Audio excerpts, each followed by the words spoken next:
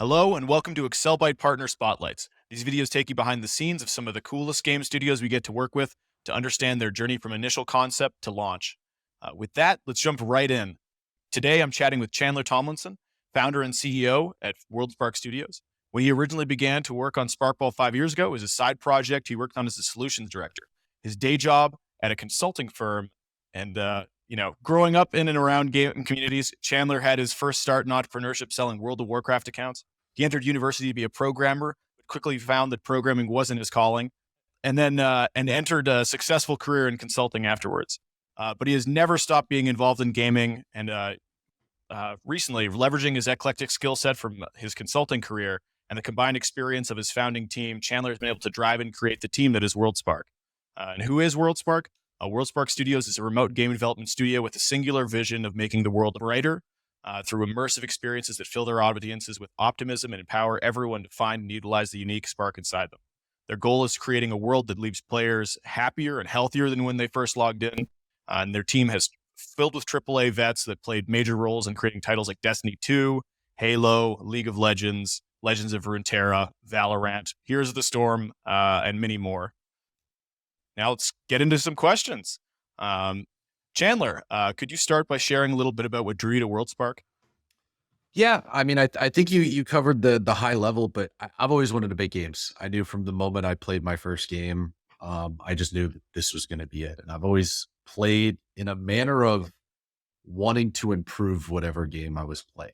I never was just playing for fun. So knew that at some point I was going to make games, but like you said, I went to school for it and said, yeah, never mind. I don't actually want to do all the hard engineering work at all.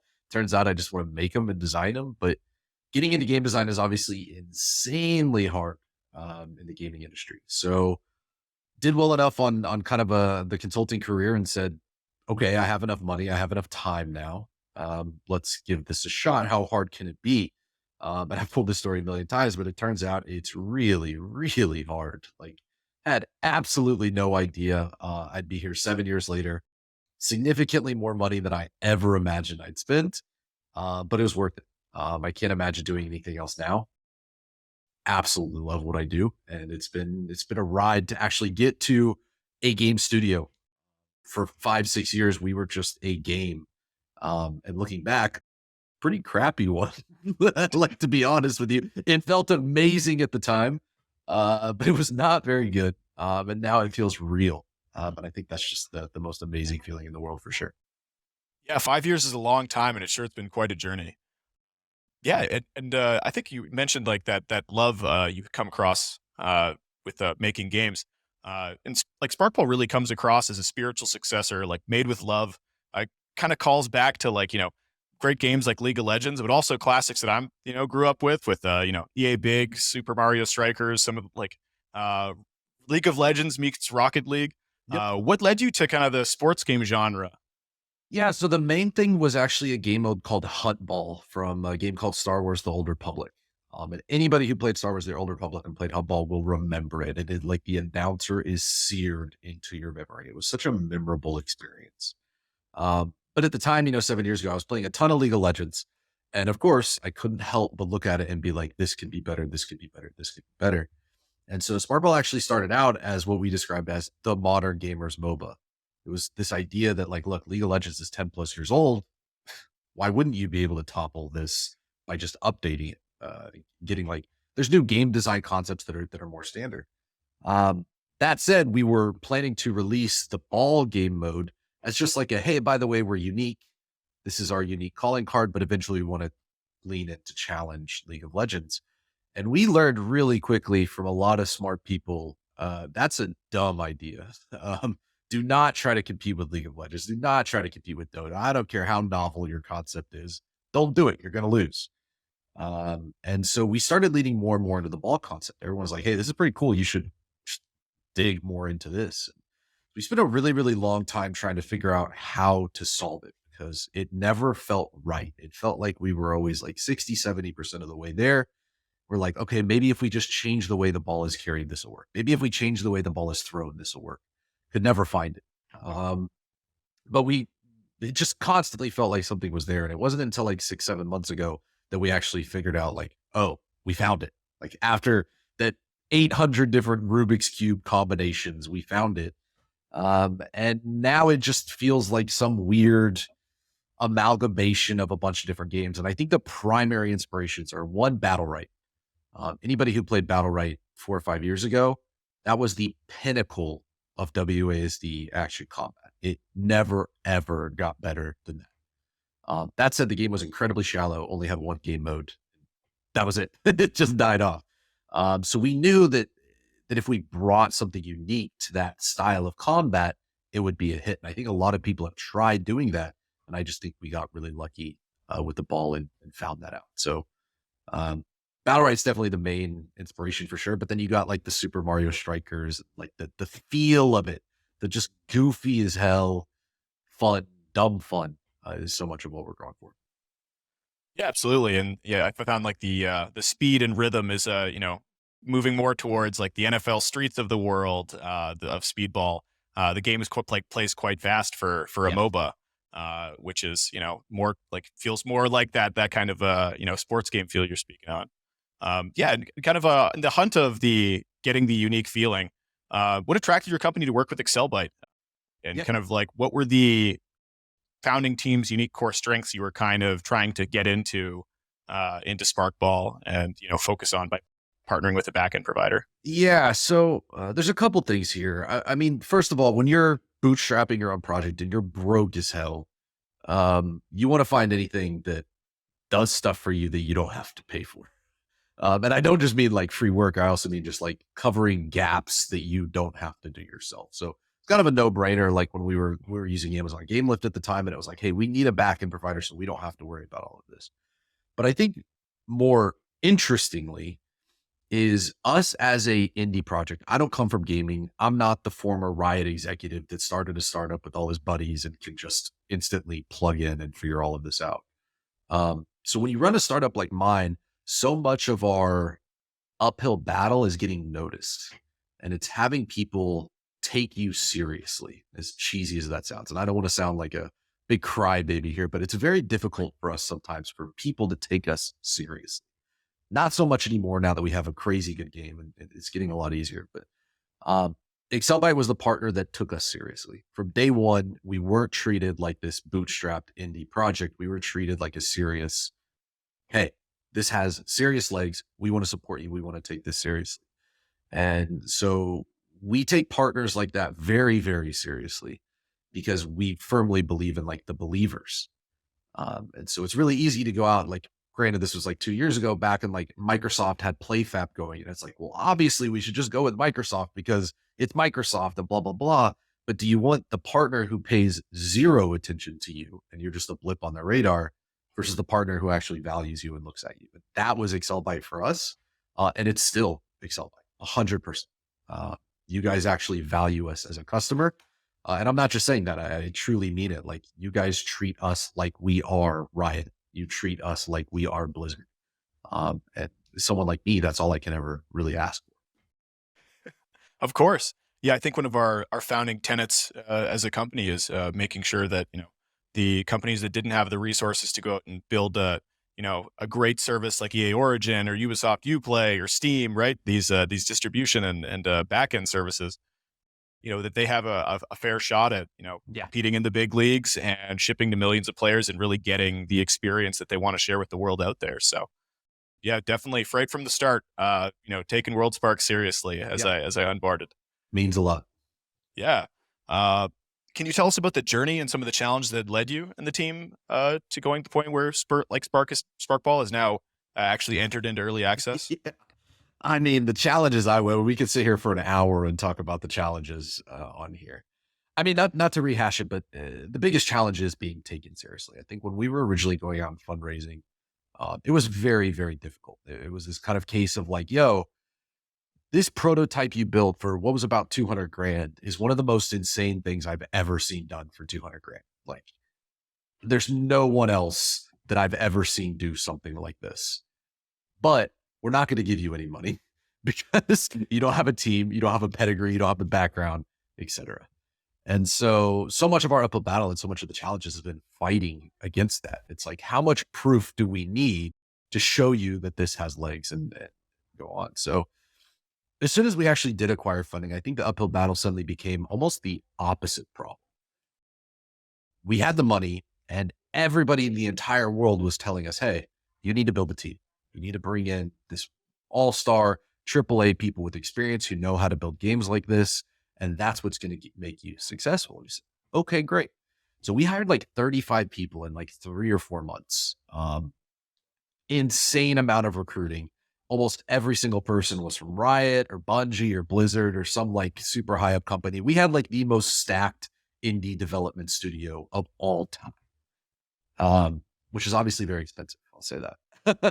And it did not go well. It just really, really did not go well. And I think the biggest learning curve that we had was like, look, I built this like quote Iron Man, like in a cave with a box of scraps. And we flipped that and suddenly had money and had all this AAA talent.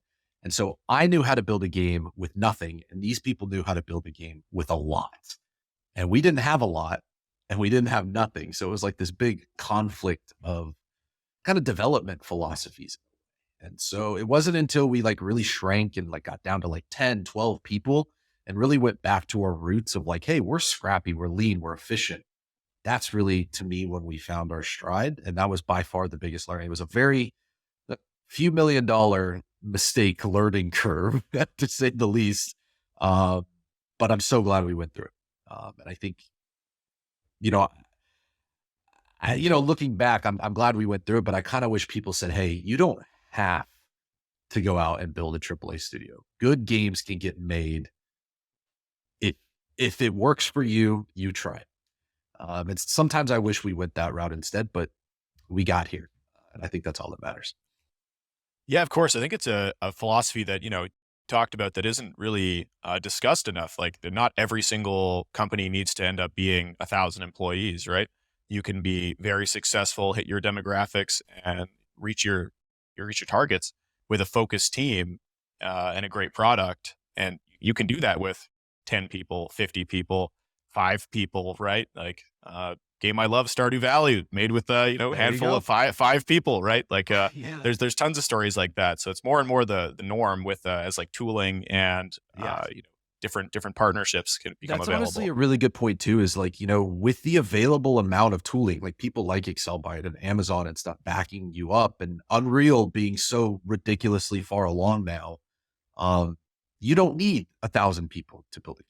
And I think that's just so interesting. And the thing that I always like to quote is like, think about the biggest like 3-4 game companies in the world right now. Like Riot, Blizzard, Epic, Steam. Like I don't know if those are the 4 biggest, but it's something like that.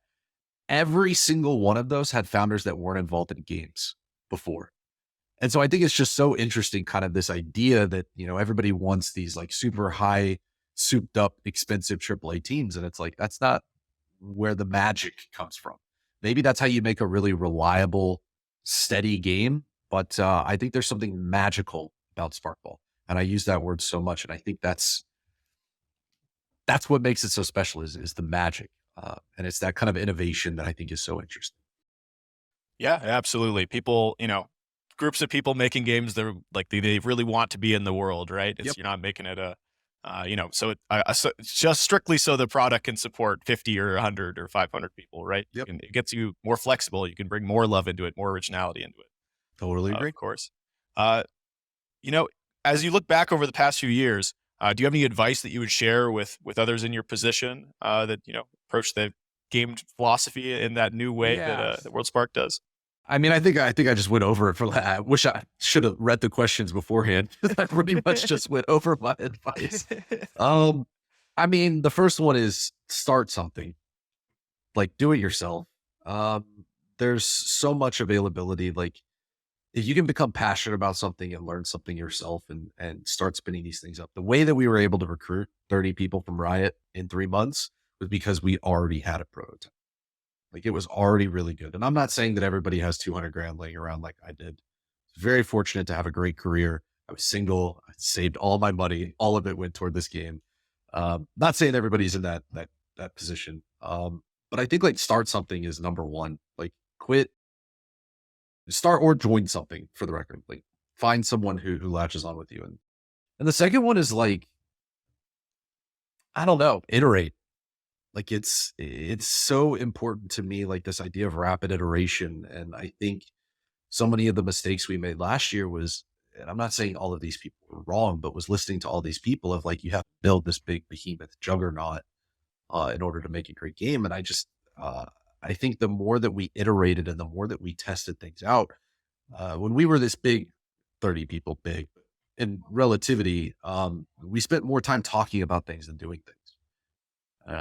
And that was a huge mistake. So as soon as we actually shifted into like this mode, and don't get me wrong, like you can ask our employees, it drives them nuts how fast we change things. We will go like one play test with a gigantic feature, and I'll be like, nah, this isn't it. We're moving on. And it's like, we just spent a week rolling this feature out. Like, did we like tested around? Like, nope, I'm confident this ain't it. But just iterate. Like, I tell everybody that Sparkball literally would not be made today if the idea got brought up in like a big studio. They would have put it in R&D. They would have gone a year. They would have tested out like, hey, does this combination of things work? Does this genre work? And they wouldn't have found how to make it work. 100% confident they wouldn't have found how to make it work. It took us 6 years to find out how to make it work. But now that we did, it's magical. And so I think like so much of the advantage, especially as an indie studio, is just iterate. Like, keep going until you find something that works. Roll from there. Yeah, I think that's my advice. Oh, for sure. It seems like I think it's a very interesting philosophy. I think pre-production may be overrated in some regards, right? Yeah. Like there's lots of games that, if you are basing your concept on touchstones and, building with a vision in mind, you may not be able to get to that vision in the duration of an 8-month pre-production phase and a 16-month pre-production phase. It may take you 2 years, it may take you 3 years to reach the vision of that game. So, a pre-production is like a fancy way of, driving halfway to the store doesn't get you any groceries, right? That's true. Like it's a, Very true. maybe a flawed philosophy for finding new game concepts like that. Do you have any upcoming features for Sparkball that you're excited about? Yeah, well, fundraising is probably the biggest upcoming feature that I would love to happen. No, so we just had our first ever early access weekend about 2-3 weeks ago, and it was an absolute adventure. We had never had more than 12 people playing our game at the same time before early access weekend, and then in a single weekend we had 3,000 people, which obviously comes with a hefty amount of new problems and new issues. And kudos to AccelByte. We're there the whole weekend. Great support. Not just saying that because I'm on the phone with you guys, but really great support. But we had so many problems. Like, duh. Like we had never held a match made game until we opened the floodgates and had everyone come in, which is kind of stupid on our part. But timelines are timelines. So, as far as upcoming features, we're going to be relaunching the early access weekend on August 4th. And we think we fixed all the issues. So it's like you take all the data and all the bugs and problems you had from 2 weeks ago, spend the next month fixing them all up, and then hopefully just release something bug free. And I think that's so much of what we're excited about. And our data was fantastic given how many problems we had. Like we had so many comments of like, if I went through these problems with any other game, I would have been uninstalled and deleted 5 hours ago. So the fact that we had that with problems, we're just super excited to see what's going to happen without problems. We can only imagine the numbers go from there. So no big features. I think, we're super excited about the future of Sparkball, but so much of it is just content at this point. It's a MOBA game. We have 8 heroes. Like, what happens when you have 20 heroes? What happens when you start getting more items and more interesting things in? So that's definitely something we want to roll out over time, but that's the expensive stuff. So it will come eventually. Yeah. I think there's a lot of space that other MOBAs have gone that I'd love to see in Sparkball, like Lone Druid or Abathur, these different kind of Okay. like multi-entity I characters. like it. I would love to have some way of being able to like pass to myself a different area. There's so much design space in it that I don't think has been explored. Yeah, I totally agree. And I think so much of what we describe ourselves as a combat game with a ball, not a ball game with combat. So think like Omega Strikers, that is a ball game with combat, and we're the polar opposite. And so what we always have to be really, really careful about is as soon as you put too much focus on the ball, it rips people away from their favorite thing, which frankly is combat. So for us, the ball is the wild card in the situation. It's not the focus. Even if it is the way you win the game, as far as people are concerned, it's not the way you win the game. You got to fight everybody, and that's how it's fun. So, but I totally agree that so much of what we want to explore is how do we get more and more creative with the ball itself. So like if a character has a hook, for example, can they hook the ball? Can you hook the ball midair and do that? Can you create a wall that blocks the ball that suddenly like alters the pass? So I think that's definitely something we want to explore. But the concern is always like, if there's so many creative things you can do, are you now super like, is it impossible to react to these things in time? Like, is there just too much going on? So definitely something we want to explore. And I totally agree because I'm a huge fan of the Heroes of the Storm model where they just had these ridiculous heroes that didn't fit the typical mold. But I just thought that was so cool because they altered the game path. So totally agree with you. Excited to go explore that for sure. Yeah, and those like any MOBA or kind of like battler game like that, giving characters unique kind of things to specialize in, Yep. really lets them express themselves. I think that's a great thing to encounter with any game. Uh, yeah. Uh, and thank you so much for sharing all that, Chandler. It's been great info for any studio at any game stage of their game development. Before we wrap up, I'd love to ask you some, very important questions. What was the first game you played?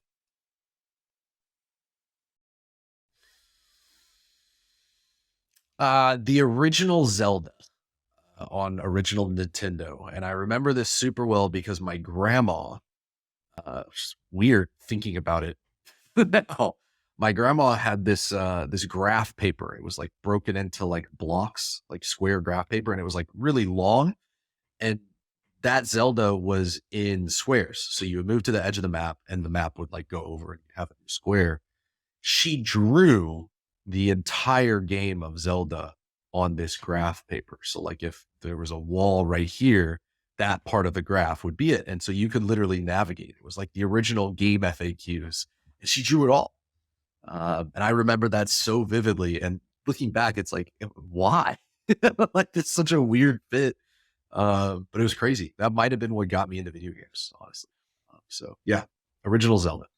Oh, interesting. Yeah. What is your favorite game right now? Is it similar to Zelda, or is your taste No, changed? honestly, I barely play those anymore. I don't have any time. I mean, right now it's probably TFT.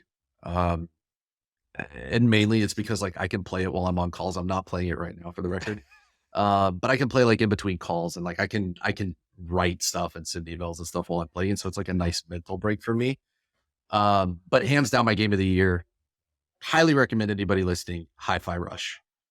It's on Steam, like $20. One of the most memorable experiences I've ever had in my entire life. Go check that out. I'm not like a paid actor or anything like that for them, but yeah, I played this game and I will never ever forget it. It is, in my opinion, the perfectly designed game. There's nothing in that game they could have done better. It was made by 10 people. So it's just, there's a magic to it that I highly, highly recommend. It's about 7 or 8 hours. Go do it. It's amazing. Awesome. Hi-Fi Rush. Yeah, I think that it's kind of reminds me of Senua Hellblade. Like there's a shorter experience, but it's just exactly what it was meant to be. They had a vision, Yep. not a huge team, not a small team, but just enough to like accomplish what the vision was. Yeah. I mean, I'll have to check out Hi-Fi it's Rush. funny you compare it to cinema because it's like the polar opposite of like, it's just way happier. Yeah, And I yeah. think so much of what I care about as a gamer, and you mentioned this kind of our mantra is Worldspark is we think video games should be happy.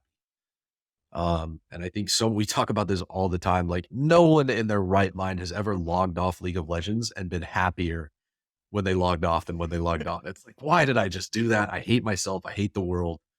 I'm a negative person, but I'm going to play tomorrow, obviously, but I still hate everything. And so much of what we're focused on with Sparkball and Worldspark in general is we want you to log off happier than when you log on. And we haven't pulled anybody on this, but I can say for 100% confidence that I don't think I've ever walked away from a game of Sparkball unhappy.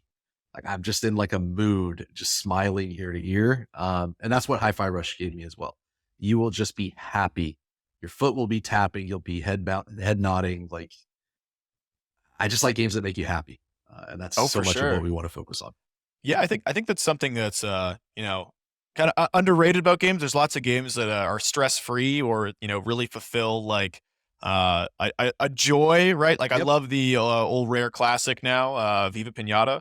Yeah, there you go. Like it's just you're just gardening, you're just collecting pinatas. There's no other people yelling at you. Like it's a wonderful game just to Yep. sit back and make a picture, right? It's kind of like very Bob Ross aesthetic to it of just to make happy little garden. Yeah. But yeah, And absolutely. what's so interesting is I think like happy games don't necessarily have to be non-violent games. And I think like Super Smash Brothers is such a good example of this. And that like when you get Falcon punched or Donkey Kong punched off a ledge, like you immediately kind of want to be angry, but at the same time you're like, it's kind of funny. It's the sound cues, it's the visuals. And there's just something about that game that makes you happy. And I firmly believe that like if Super Smash Brothers had a much serious tone and it was like very hardcore and just serious all the time, it wouldn't be near as successful as it is. So I hope the world takes a shift into happy games. Like I truly, truly do. Because I don't know, man, God knows the world kind of needs it right now, in my opinion. So yeah, I hope gaming is what kind of kicks off the happiness person. Yeah, absolutely. I think it's the way it's an immersive experience really gets you engaged. It definitely has the ability to make it fulfill that like need for rough play. I think that it comes Yep, a lot across. Yeah, thank you so much. It was a great time catching up with you and hearing about your for experience sure. making Sparkball. And yeah, I'll see you all on the next edition of AccelByte Partner Spotlight. Bring you the behind the scenes, some of the coolest game studios we get to work with. Uh, have a good one. Yeah. Thanks, Dolan. All right, cheers, Chandler. AccelByte. Celebrate boring launches.